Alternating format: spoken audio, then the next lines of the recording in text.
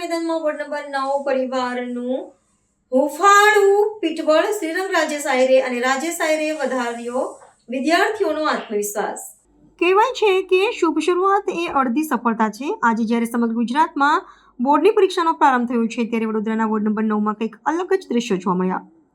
પરીક્ષાના ટેન્શન વચ્ચે પણ વિદ્યાર્થીઓના ચહેરા પર સ્મિત રેલાવવાનું ભગીરથ કાર્ય યુવા કોર્પોરેટર શ્રીરંગ રાજેશ આયરે અને કર્મઠ નેતા રાજેશ આયરે દ્વારા કરવામાં આવ્યું હતું। ત્યારે આ પ્રસંગે વોર્ડ 9 મહામંત્રી ઉમેશ જોશી, પૂર્વ કોર્પોરેટર પૂર્ણિમાબેન આયરે, હેમલતાબેન ગોર, શિક્ષણ સમિતિના સભ્ય વિજય પટેલ, નૈનાબેન બારોટ સહિત મહાનુભાવો ઉપસ્થિત હતા। કુમકુમ તિલક અને ગોળધાણા સંસ્કાર અને સફળતાનો સંગમ। CH વિદ્યાલય ખાતે ધોરણ 10નું પ્રથમ પેપર આપવા પહોંચેલા વિદ્યાર્થીઓ માટે આ માત્ર પરીક્ષાનું કેન્દ્ર ન હતું પણ એક આશીર્વાદનું ધામ બની ગયું હતું। વોર્ડ 9 પરિવાર દ્વારા દરેક પરીક્ષાર્થીનું કુમકુમ તિલક કરીને વિજયી ભવના આશીર્વાદ અપાયા। પુષ્પ અર્પણ કરી તેમનું ભાવભીનું સ્વાગત કરવામાં આવ્યું। ભારતીય પરંપરા મુજબ ગોળધાણા ખવડાવી મોઢું મીઠું કરાવીને પરીક્ષાના જંગમાં ઉતારવામાં આવ્યા। દિલ જીતી લેતી દરિયાદિલી માત્ર નેતા તરીકે જ નહીં પણ એક વડીલ અને મિત્ર તરીકે શ્રીરંગ રાજેશ આયરે વિદ્યાર્થીઓની પીઠ થાબડી તેમનો ઉત્સાહ વધાર્યો હતો। સાથે જ થોડા દિવસ અગાઉ વિદ્યાર્થી માટે સુંદરકાંડનું આયોજન કરવામાં આવ્યું હતું। ત્યારે દાદાના ભગત એવા અશ્વિન પાઠકના આશીર્વાદ રૂપે જે પેન વિદ્યાર્થીઓને આપવામાં આવી જેથી પરીક્ષાના ડરને ભગાવી આત્મવિશ્વાસ સાથે પેપર લખવા માટે વિદ્યાર્થીઓને જે પ્રોત્સાહન મળ્યું તેને વાલીઓના દિલ પણ જીતી લીધા હતા।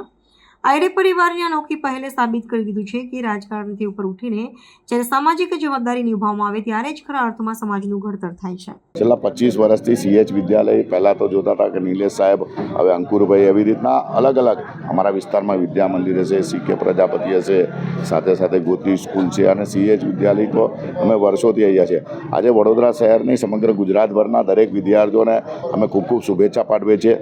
સાથે સાથે દરેક વાલીઓને પણ શુભેચ્છા પાઠવીએ છીએ અને સ્કૂલના શિક્ષકો પણ પોતે આજે જુઓ છો કે તમે વાલી પોતે અહીંયા સુધી આવે છે। ધોરણ 10ની અને 12ની એક્ઝામ પહેલાં ખાસ તો 10મા વિદ્યાર્થી પહેલાં હોય છે કે પહેલી વાર સ્કૂલની બહાર જઈને એક્ઝામ આપતા હોય છે અને એના માટે જ એમનું મોટિવેશન, કારણ કે આપણું આવનારા દેશનું ભાવિ જ આ છે અને કેટલીક વાર એવું થાય છે કે એક્ઝામના ટેન્શનમાં છોકરાઓ એકદમ નર્વસ થતા હોય છે અને મોટિવેશન આપવું જરૂર છે। એટલે તમે જુઓ કે સ્કૂલના લોકો હશે, સાઈનાથ ચેરિટેબલ છે, ભારતીય જનતા પાર્ટીની સમગ્ર ટીમ છે કે જે લોકો દ્વારા ગોળધાણા છે, ગુલાબ છે, ચોકલેટ છે, પેન છે, દર વખતે સાયનાથ એજ્યુકેશન પેન તો એ લોકોને આપે છે। સુંદરકાંડ કરાવીએ છીએ કારણ કે બલબુદ્ધિ કે દાતા એવા હનુમાન દાદાના પણ આશીર્વાદ સાથે સાથે એમનું મોટિવેશન વધારવા અમે સુંદરકાંડ કરીએ છીએ।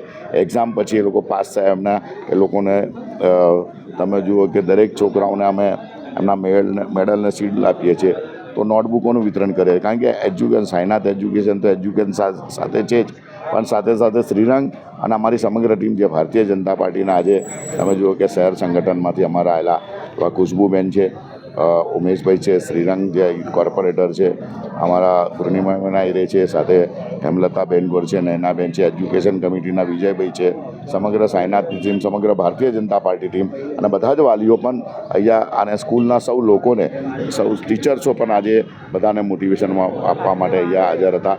દરેક વિદ્યાર્થીઓને કહું છું નીડર, આમ તો હવે પહેલાંનો વિદ્યાર્થી અને આજનો વિદ્યાર્થી બદલાયો છે। આજનો વિદ્યાર્થી એકદમ ફ્રન્ટ ફૂટ પર જ છે, બિલકુલ નીડર પણ ખૂબ મહેનત કરતો પણ છે, એટલે એને કહીને પણ એને ફક્ત મોટિવેશન આપવાની જરૂર હોય છે અને એના માટે અમે દર વર્ષની જેમ આજે આવ્યા છે। વાલીઓને બધાને ખૂબ ખૂબ શુભેચ્છા પાઠવે છે।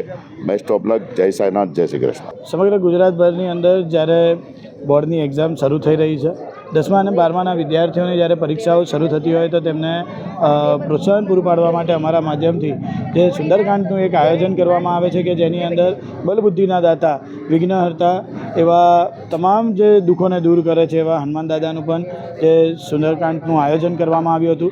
એવી જ રીતે જ્યારે 10મા 12માની આજના દિવસે પરીક્ષા શરૂ થઈ છે, તમામ વિદ્યાર્થીઓને હું ખૂબ ખૂબ શુભેચ્છા પાઠવું છું કે આવનારા ભવિષ્ય તરફ જેમ માંડેલું પોતાનું એક ડગલું છે કે જેની અંદર આવનારું ભવિષ્ય તેમનું રહેલું છે અને એવી જ રીતે જે તેમને 365 દિવસ જે સંઘર્ષભર્યું જે શિક્ષણની અંદર પોતાનો સમય જેટલો કાઢ્યો હશે અને એ જ શિક્ષણની સાથે સાથે આજે તે લોકો પોતાના ભવિષ્ય તરફ એક ડગલું માંડવા જઈ રહ્યા છે, ત્યારે ફરીથી એક વખત તેમને હું ખૂબ ખૂબ શુભેચ્છા પાઠવું છું અને ખાસ કરીને વિદ્યાર્થીઓને કહીશ કે કોઈપણ પરીક્ષા પોતાનું જીવન નક્કી નથી કરતું, એટલે પરીક્ષાની અંદર આરામથી જે તમે 365 દિવસ જે તમને ભણાવવામાં આવ્યું છે, જે તમે ભણ્યા છો એ જ તમારે હવે પેપરની અંદર તમારે ઉતારવાનું છે, ત્યારે એ તમે જે કરેલી મહેનત છે ત્યાં હવે તમારા એક ગુણરૂપી તમને તમારું મહેનત દેખાવાની છે।